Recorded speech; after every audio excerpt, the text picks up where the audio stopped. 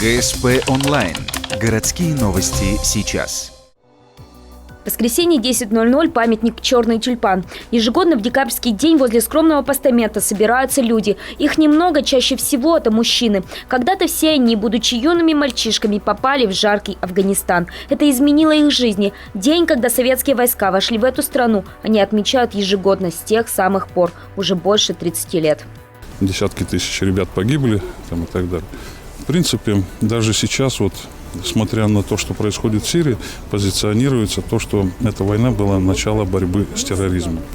То есть мы там противостояли бандформирования, которые потом превратились в Аль-Каиду. Этот скромный митинг – знак того, что борьбу русские солдаты встретили с честью и готовы были дать отпор.